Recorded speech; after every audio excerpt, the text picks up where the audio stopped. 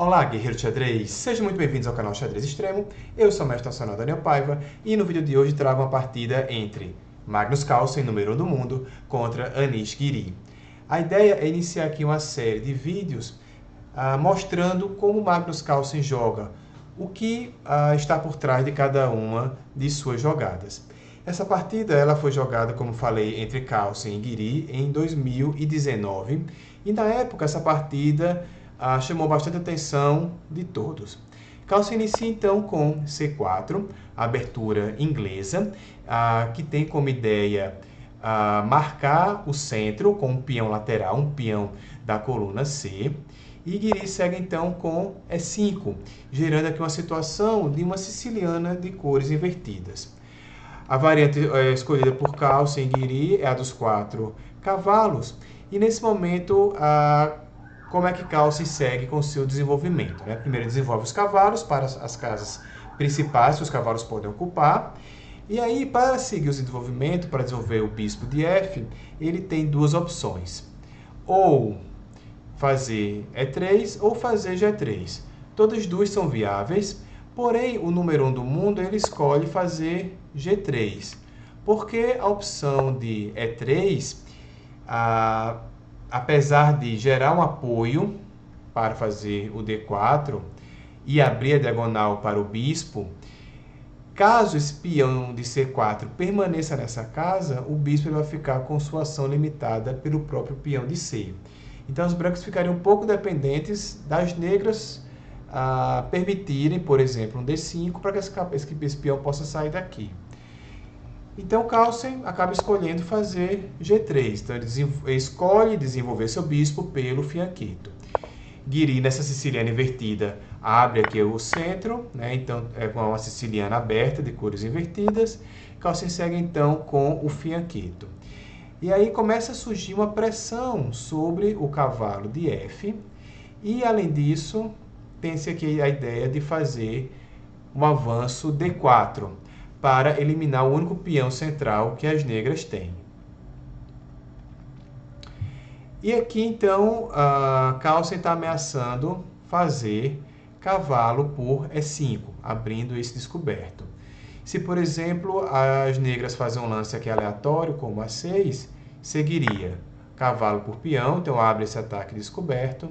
Caso as negras tentassem se salvar com o cavalo por C3, seguiria-se então com a captura do cavalo, captura das damas, captura dos peões de F, captura das torres, e esse cavalo aqui ele encontra-se preso e atacado. Tentar salvar o cavalo não resolve muito, porque as brancas têm esse recurso do bispo em D5, gerando aqui um escape para o cavalo. Só que na partida acabou seguindo o bispo C5, que além de controlar o avanço D4, defende indiretamente contra a ameaça cavalo por E5. Porque se viesse o cavalo por E5 nesse momento, seguiria-se cavalo por cavalo de forma semelhante, porém aqui teria dama F3, que tira a dama do ataque do cavalo com a ameaça de checkmate. E aí a consequência disso é que as brancas vão acabar perdendo a sua dama. Então, Carlsen, vendo isso, não captura o peão de E, mas segue com o roque. Negras também rocam, então reis estão colocados em segurança, né? Então, essa meta de abertura foi cumprida. E Carlsen segue, então, com D3, abrindo o desenvolvimento do bispo por essa diagonal. Mas Giri faz H6, dificultando que o bispo possa sair para essa diagonal. Então, todas essas casas aqui estão marcadas, então não é mais tão interessante o bispo sair por essa diagonal. Carlsen, então, muda de ideia. Ele pretende aqui, nesse momento, realizar uma expansão de peões na ala da dama, ganhando tempo sobre o bispo de C5, para poder desenvolver o seu bispo pelo fianqueto, criando aqui uma situação de um duplo fianqueto. Só que essa ideia de Carlsen deixaria o cavalo de C solto, podendo ser capturado pelo cavalo negro. Então, antes de iniciar essa expansão na ala da dama, Carlsen entende que tem que se livrar do cavalo. Então, cavalo por cavalo e dama por cavalo. Tirar o cavalo daqui para, por exemplo, E4 não é interessante porque ele ficaria suscetível a avanços de peão de C5. E sair para a casa de A4, apesar também de ganhar um tempo no bispo, o cavalo acaba ficando fora de jogo.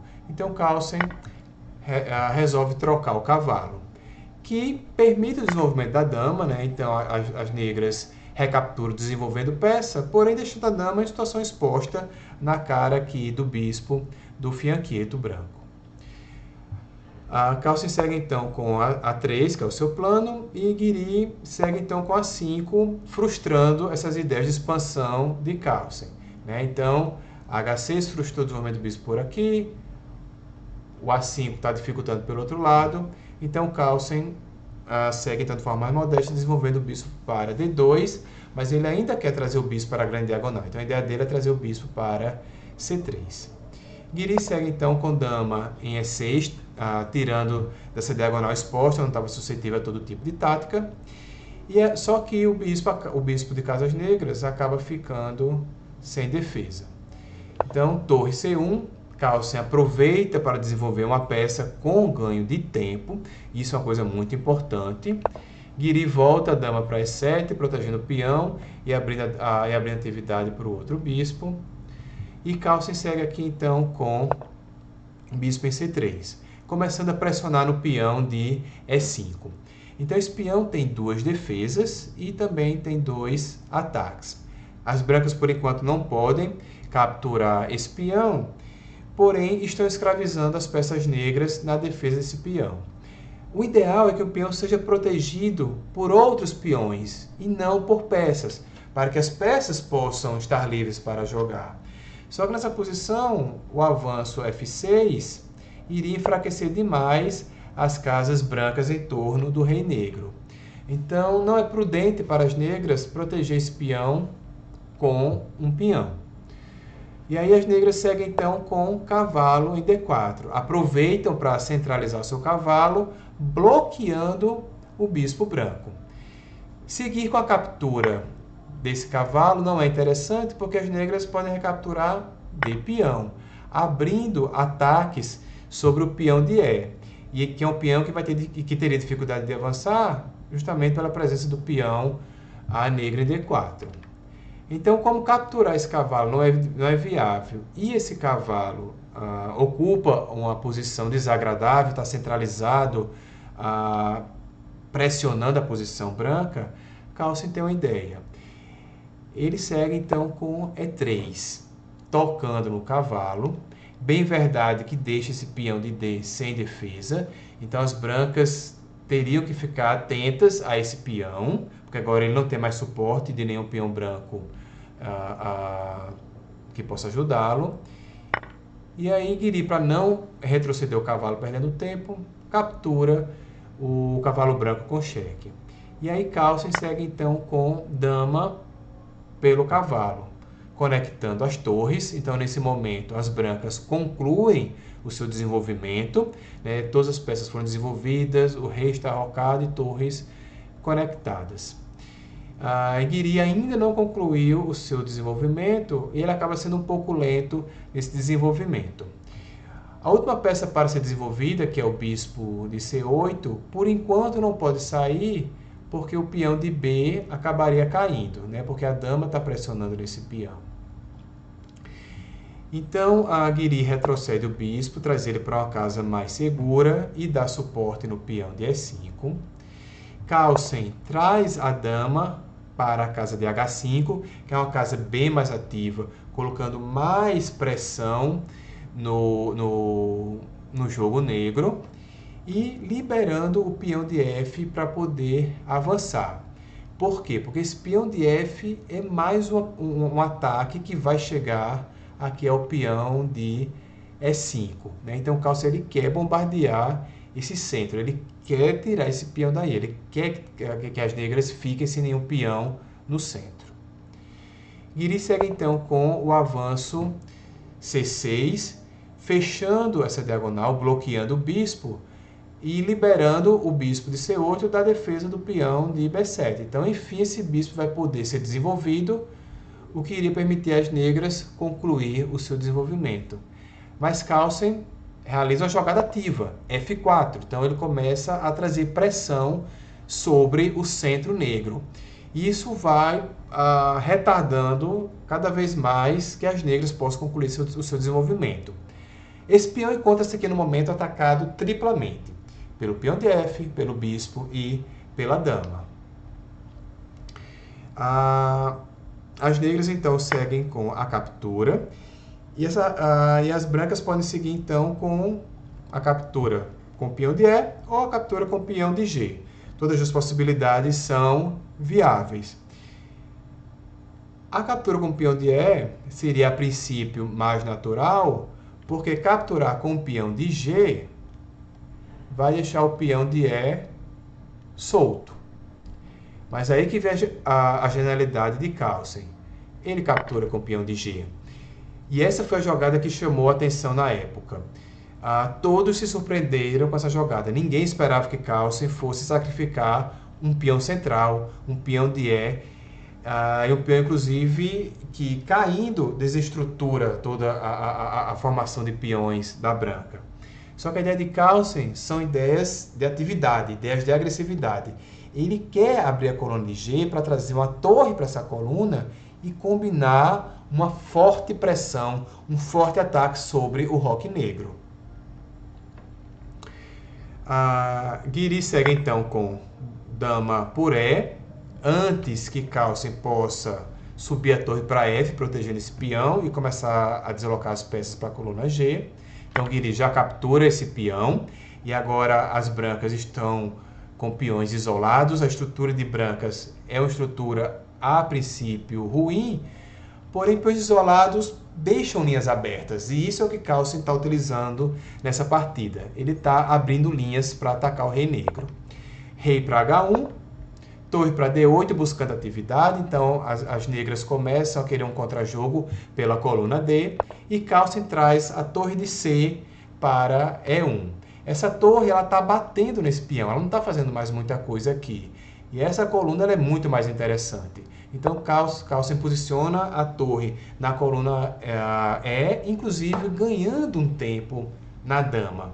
Então jogada muito forte das brancas. Guiri tira a dama dele para C5, propondo trocas. E aí Carlsen vai perder tempo tirando essa dama? Não. Ele segue com um lance ativo, F5.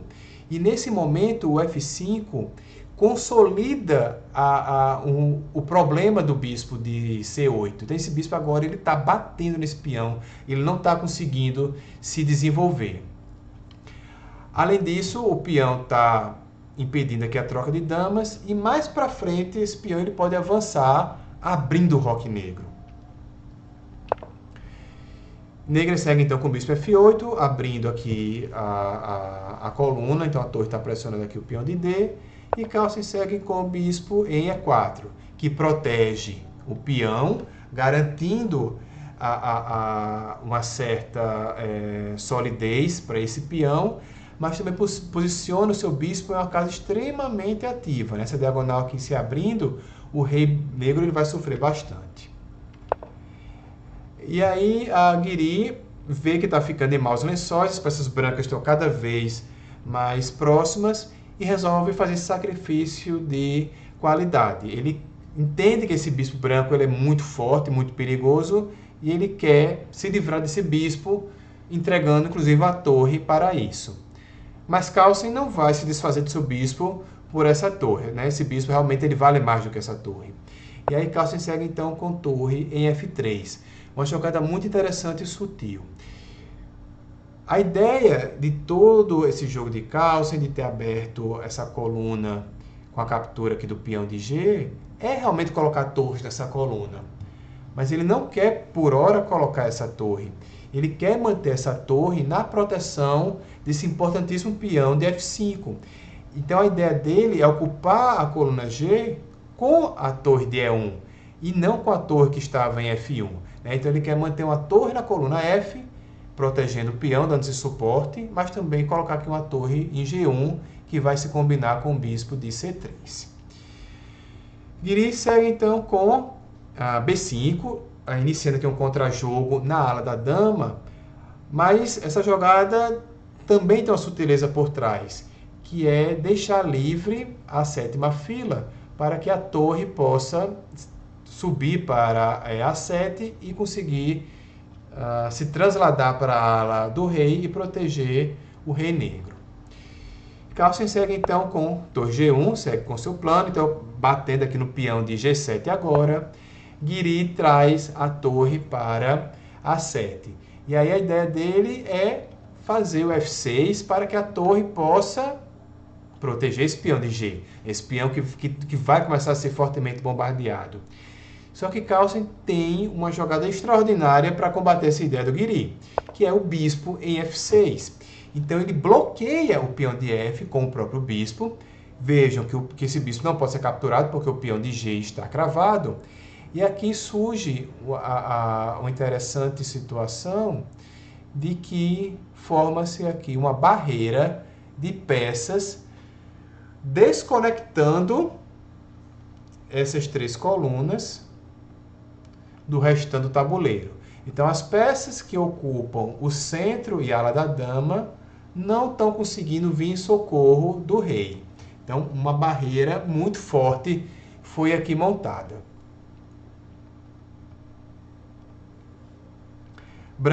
Negro segue então com G6, tentando expulsar essa dama. E aí Carlsen retrocede a dama. Né? Então, caso você se perguntando, mas o peão de G não está cravado? Essa dama não está realmente ameaçada. Está, porque as negras podem capturar a torre de G1, elimina a peça que crava o peão, e essa torre saindo do tabuleiro, a dama vai acabar caindo na sequência. Então, o Carlsen tem que tirar realmente a dama. Ele retrocede a dama para H3. Negra segue então com torre em D3. Toca no bispo. Carlsen movimenta a dama mais uma vez, dama em H4, protegendo aqui o peão. E aí Guiri, entendendo que a posição está difícil, encontra uma ideia para trocar as damas e poder aliviar essa pressão. Ele faz o sacrifício de qualidade nesse momento. Torre pelo bispo. Dama por torre. E aqui segue-se então com o bispo em E7. Então a dama não pode escapar por essa diagonal. Não tem lances nessa coluna. Nessa diagonal, a única casa disponível é a casa de C3. Ou a outra opção é capturar o peão de C6. Então, se é para sair de F6 e ficar em uma casa que vai ser trocada pela outra dama, pelo menos que seja capturando um peão. Então, dama por C6. Trocam-se as damas. Então, Guiri entregou torre e peão pelo bispo de casas brancas, porém conseguiu trocar as damas, e isso aliviou muito a pressão. Então, o jogo está se aproximando do final. Realmente inferior para as negras, mas não vai levar checkmate. Carlsen segue então com a troca aqui dos peões, abrindo a coluna F e deixando o peão de G sem proteção de um outro peão. E aí Carlsen vai iniciar aqui um plano bastante interessante.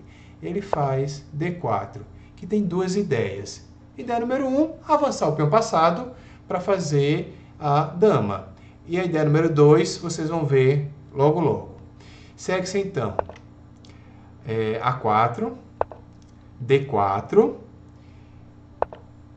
B4, e agora vem a segunda ideia desse avanço do peão de D, que é fazer bispo E8. Por que esse bispo não podia vir para E8 antes? Porque se ele viesse para E8, as negras poderiam jogar bispo B7, cravando a torre de F3. Então, antes de tirar o bispo daqui, Carlsen faz D5, fechando essa diagonal. E agora ele vai poder fazer o bispo E8, pressionando o peão de G6. Guiri, então, bloqueia a torre, protegendo esse peão. Carlsen entrega o peão de H, para abrir essa coluna, né? Ele quer, porque quer capturar esse peão de G para expor ainda mais o rei negro. Bispo por peão, torre por peão, cheque, rei para o canto e rei cortado. Carlsen segue então aqui com torre em C3, tocando o bispo. Se o bispo foge para B7, tocando aqui na torre, ou seja, sai do ataque ganhando tempo, seguiria-se simplesmente torre em F7, rei para G8 e a torre vai entrar aqui com cheque, cai o peão com cheque e após o rei vir para G8, acaba caindo a torre, o bispo de H4. Então esse bispo que está aqui atacado não pode vir para B7. Então Guiri joga bispo em G4, torre em F4, atacando o bispo de G4, fazendo o espeto no bispo de H4. Para proteger esse bispo, Guiri joga a torre G7, mas ele percebe que essa jogada é perdedora. Então, antes de Carlsen jogar, Guiri ele já abandona a posição. Mas por que torre G7 é perdedor? Porque Carlsen tinha aqui a jogada bispo G6. E bispo G6 corta a conexão da torre com o bispo. Então, as negras seriam obrigadas a capturar o bispo. Após a captura, acaba caindo tudo e o peão vai à dama. Então, Carlsen ganha essa partida magistral, uma partida muito bonita, muito interessante. Bem, então espero que esse vídeo tenha ajudado vocês a entenderem um pouco como pensa o número 1 do mundo, Magnus Carlsen. Muito obrigado a todos que chegaram até aqui. Caso tenham gostado do vídeo, dê um clique no like. Quem não se inscreveu ainda, pode se inscrever. Até o próximo vídeo e checkmate!